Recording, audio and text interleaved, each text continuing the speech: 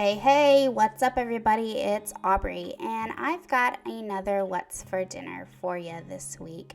I made 5 really simple meals for you, and I'm just sharing them.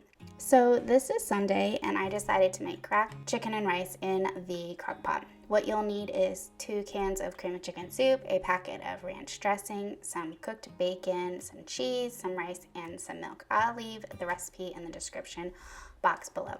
So what I did was I cooked up a pound of bacon, and then I've already added it to the bowl. I'm going to add my ranch packet, the milk, and the 2 cans of cream of chicken soup, and then mix it up. Once I've done that, I will add the shredded, I'm using Colby Jack cheese here, but I think it asked for cheddar. I don't think it really mattered. And then you mix it up and you add some rice.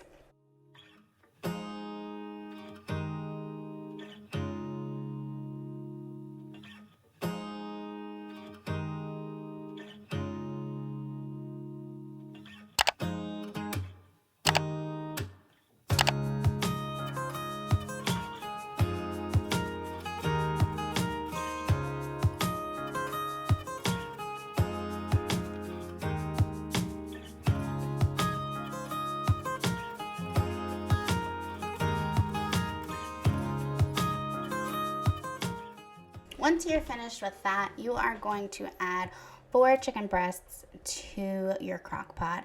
And I sprayed mine instead of using a liner so that I don't have an issue when I'm trying to clean it up, and it works just fine for me. And then you will pour the mixture over the chicken, and you will cook it for, I think I cooked it on high for like 3.5 hours, and it was so good.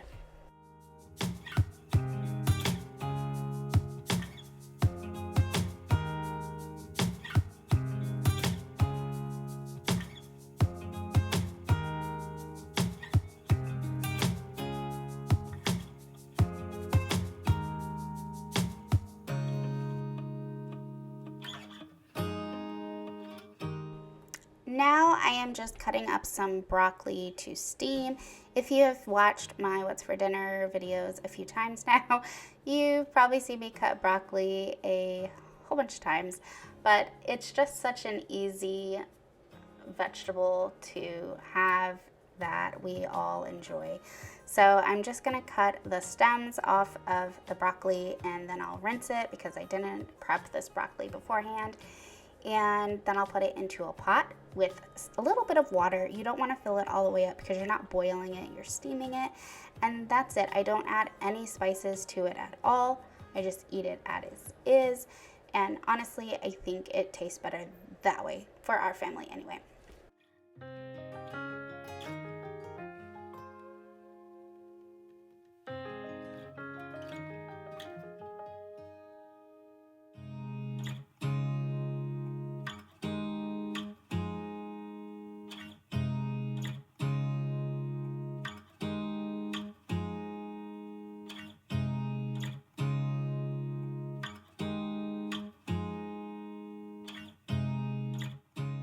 Once the chicken and rice has been cooking for like 3.5 hours, I pull the chicken breasts out of the crock pot, and they're already pretty tender. It doesn't take much for me to pull apart the chicken, but I just use 2 forks and shred up the chicken.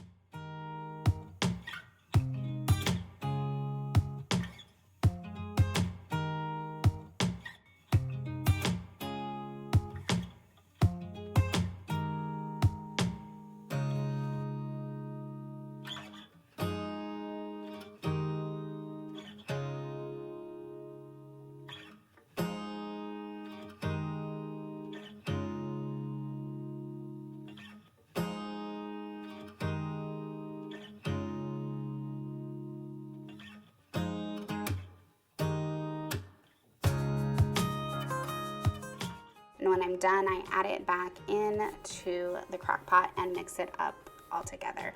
At this point, I have turned the crock pot off, and it is just sitting while the broccoli and the crescent rolls are cooking. And that's all I did. I did nothing else to this, and it came out very flavorful.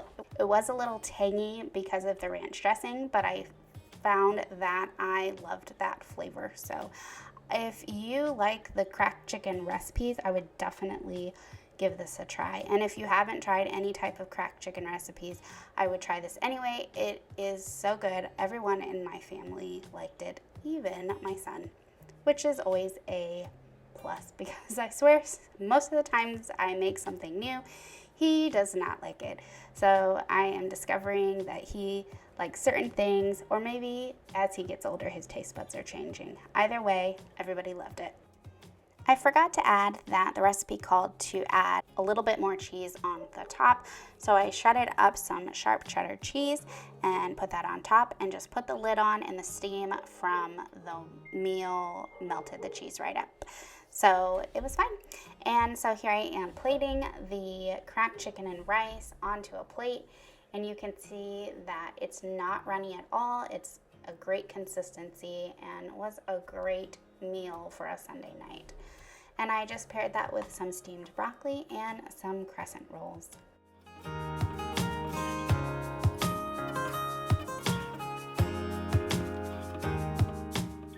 For dessert on Sunday night, my son and I made a Butterfinger poke cake, and I will be sharing how we made that in a video coming in the next couple of days. So look forward to that. So this is Monday night, and this night we just had a frozen Aldi pizza and a side salad, and that was it. It was so simple, so easy, and so fast, and it tasted good. And sometimes that's all you need. It was Tuesday night, this night, and we were having tacos.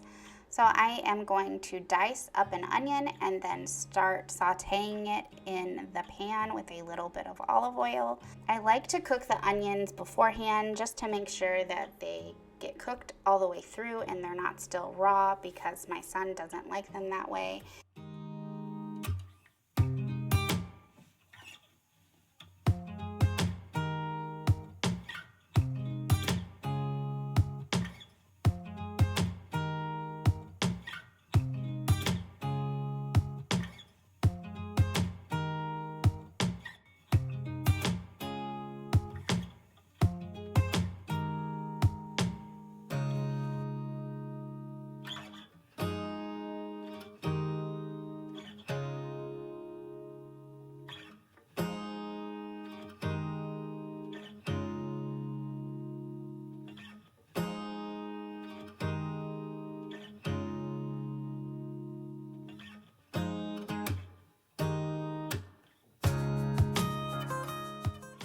Once the onions have started to brown, I add in my ground beef. I'm using 90-10 ground beef, and I don't really have too much grease left over in the pan once that is cooked, so I don't need to drain it. And the little bit of grease that is left in the pan is good for when you add in the seasoning. It just all mixes up really well together. So I'm using my meat chopper tool to chop the meat and then mix it up all together. Then you'll see me add in a little bit of salt and pepper just to give the meat a little bit of seasoning before I add the taco seasoning.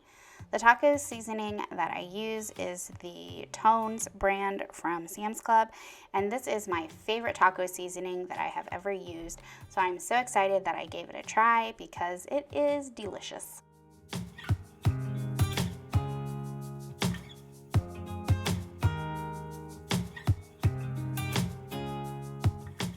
I added 2 tablespoons of the Tones taco seasoning to the ground beef once it was cooked.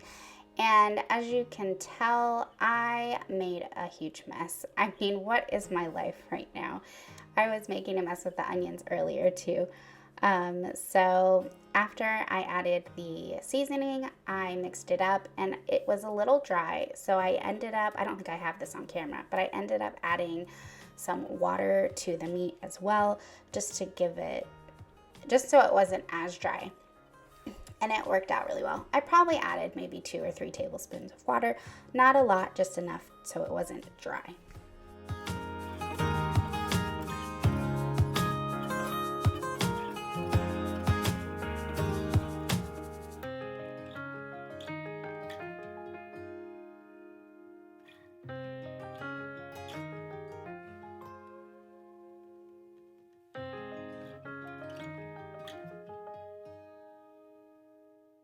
Now I am just dicing up some tomatoes, and then I will be cutting up some lettuce to go on my husband's burritos or soft tacos or whatever you want to call this dinner. I have crunchy tacos and I just put tomatoes on mine. I don't use the lettuce, and my son doesn't either. So the lettuce is just for my husband.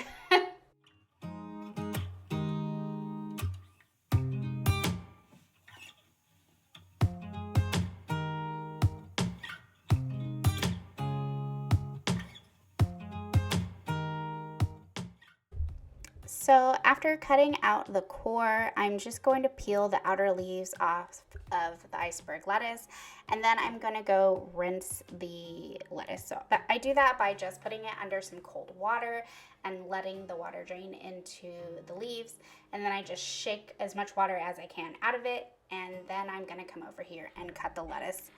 And I do that just by cutting it in half and then cutting it into small slices and then chopping it up.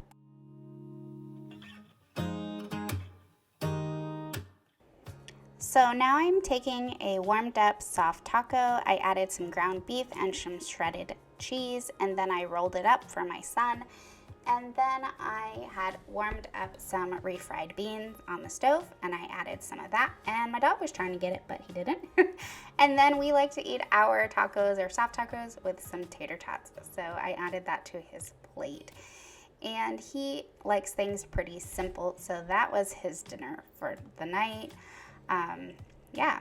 And next you'll see me making my husband's. So he has 3 fajita-sized tortillas, and I just add some refried beans to the bottom of the tortilla, and then I'll add some ground beef, and then some sour cream, some cheese, some lettuce, and tomato. And if we had some hot sauce, actually I think we did, I just forgot because I was running late and everybody was ready to eat.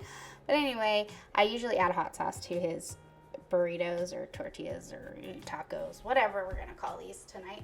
And yeah, so I ended up adding too much to his tortillas and overstuffed them. So I was having some difficulty, as you'll see, trying to roll these up, but he made it work. And everybody was happy because they were fed and it was good.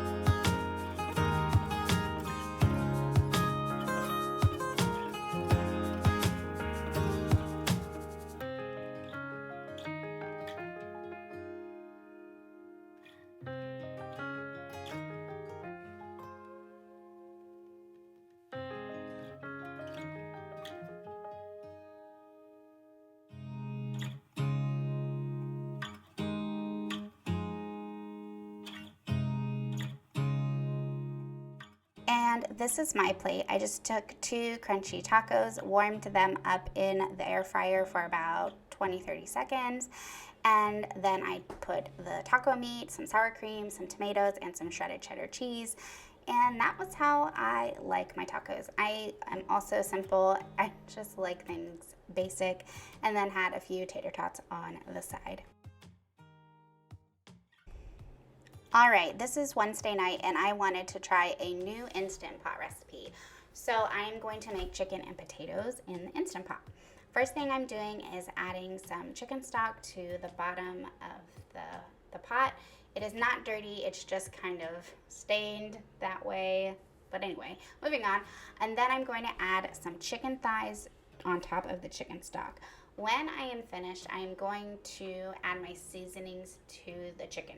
So I'm just going to drizzle a little bit of olive oil on top and then add some salt, some pepper, some garlic powder, some onion powder, and some ranch seasoning to that. Oh, and I forgot, now that I'm watching this, I also added oregano and basil to the chicken, but I don't think I added that to the potatoes.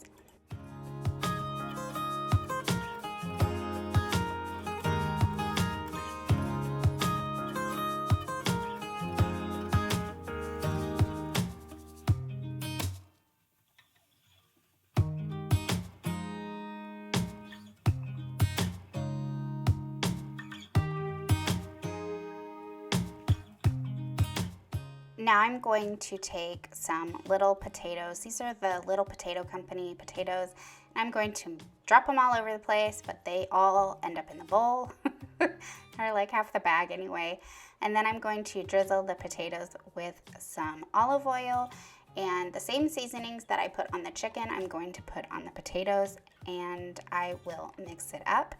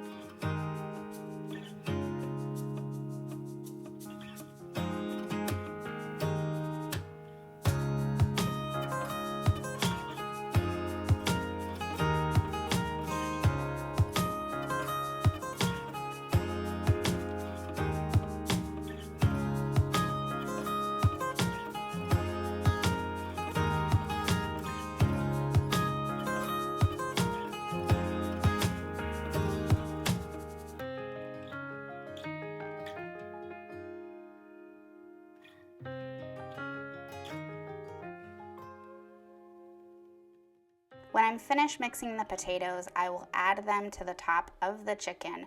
I will put the lid on and set to sealing and cook the chicken at manual pressure for, I believe it was 13 minutes.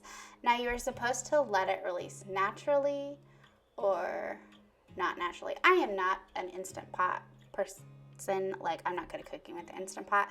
So anyway, I'm going to link the recipe down below and you guys can read it. But what I do know is I let it release for too long.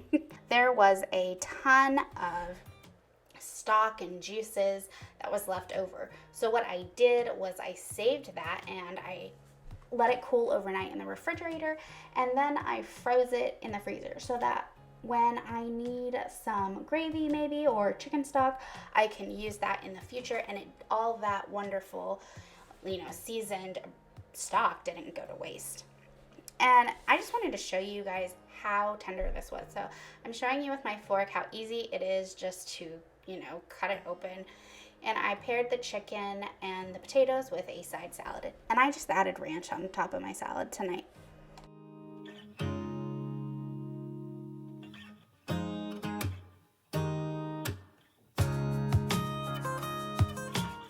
This is Thursday night and we went super basic. I made the dupe Chick-fil-A nuggets and I just baked them in the oven, followed the directions on the back of the bag. I also made some French fries in the air fryer and some Kraft macaroni and cheese, and that was it. We had gone to the zoo this day, and I was so tired. I didn't feel like making anything. So I hope you liked this week's What's for Dinner. If you did, please consider giving this video a like and subscribing to my YouTube family. I love that you guys are here and watching, and thank you so much. I will see you guys next week. I have more videos coming this week, so stay tuned. Okay, bye.